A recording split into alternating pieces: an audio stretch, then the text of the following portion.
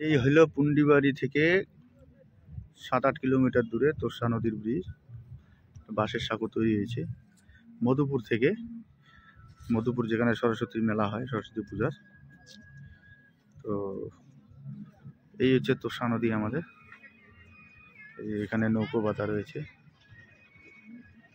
খুব অপরূপ সৌন্দর্যে ভরপুর এই জায়গাটা, খুবই ভালো লাগবে। অনেক পিকনিক স্পটও চলছে, দেখুন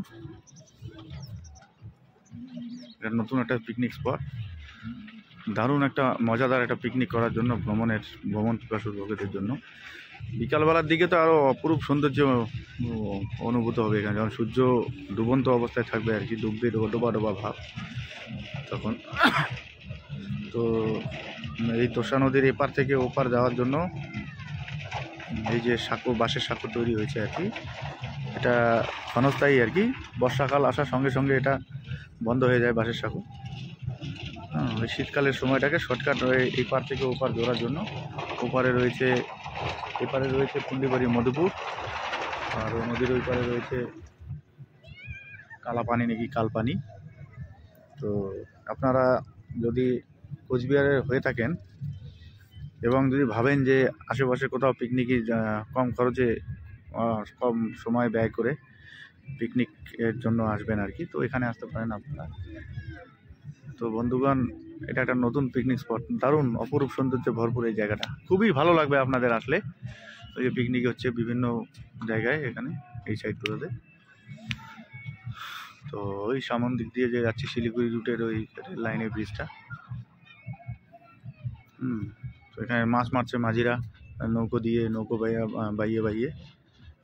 তো খুবই সুন্দর আর কি। আপনারা যদি আসেন কাছে পিঠে, যদি কোনো জায়গায় পিকনিক করতে চান, ফ্যামিলি ট্যুর করতে চান ফ্যামিলিকে নিয়ে, তো অবশ্যই এখানে আসবেন। অবশ্যই আপনাদের ভালো লাগবে, ঠিক আছে। আর যদি জানতে চান যে কী করে আসবেন, তা বলছি কোচবিহার শহর থেকে শিলিগুড়ি রুট যেটা রয়েছে আর কি, খাগড়াবাড়ি চৌপতি থেকে মধুপুর ধাম নামে একটা জায়গা রয়েছে, বাঁ দিকে ঢুকতে হয় রাস্তা থেকে। এই 7-8 কিলোমিটার আসার পর, তো 7-8 কিলোমিটার এসে বাঁ দিকে রাস্তাটা ঢুকছে কোচবিহার হয়ে যদি আসেন। আর যদি এদিকে সোনাপুর হয়ে আসেন তাহলে অসুবিধার কিছু নাই।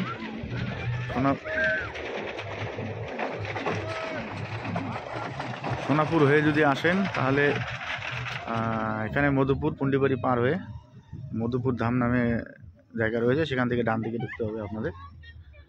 তো এই যে এখানে ছোট নৌকা নিয়ে মাছ ধরতে যাচ্ছে আর কি, ওইটা চালাচ্ছে দাদু। এই নদীর মৃদুমন্দ স্রোত, এখন বর্ষাকালে জল কম হওয়ার দরুন। এই কচুরি বানা দিয়ে কি করে সেখান থেকে মধুপুর ধাম থেকে 5-6 কিলোমিটার ভিতরে ঢুকলেই মধুপুর যে হাই রোড রয়েছে আর কি, মোড়টা, ওখান থেকে মধুপুর মোড় থেকে তো আপনারা আরামসে এখানে আসতে পারবেন। দারুণ ব্যবস্থা রয়েছে, জলের কোনো প্রবলেম নেই, শান্ত পরিবেশ, নিরিবিলি এরিয়া, সাফ সুতরা একদম, ঠিক আছে। দারুণ পিকনিকের আনন্দ উপভোগ করতে পারবেন।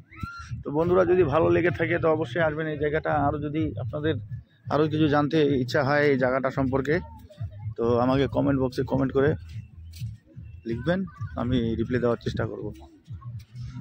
তো জয় হিন্দ, ফির নেক্সট ভিডিওতে মিলছে আপনাদের সাথে। মানসি পাস না, তো এই গেট পার হওয়ার জন্য আর কি, এই ঘাট পার হওয়ার জন্য এরকম আর কি, বাইক সহকারে 10 টাকা, আর সিঙ্গেল ম্যানদের জন্য 5 টাকা। এই পিকনিক স্পট, এখানে অনেক গাড়ি দাঁড় করানো রয়েছে, অনেকে ছায়া নিচে বসে আছে এখানে আর কি। এই হচ্ছে পিকনিক স্পট, নতুন খোলা, মানে বেশ কিছু লোকের জমজমাট পরিস্থিতি এখানে। আসলে অবশ্যই ভালো লাগবে।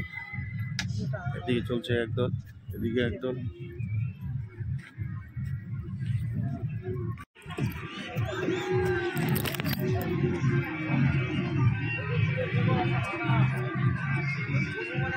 ফুচকার দোকানও রয়েছে আর কি, ওই মাঠের মধ্যে বড় পিকনিক।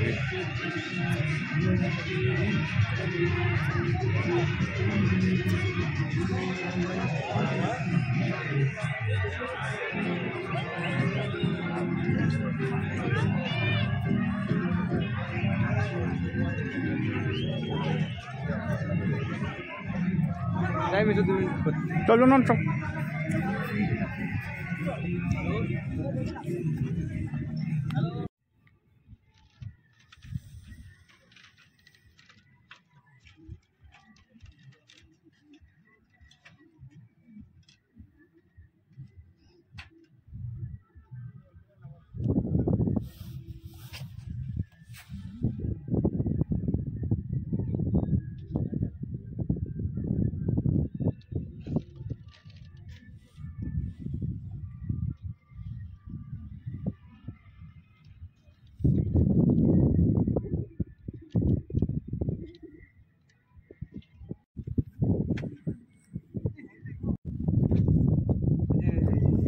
হারিয়ে যাবেন, পাতা তো বড় বড় পড়ে যাবে মাছ।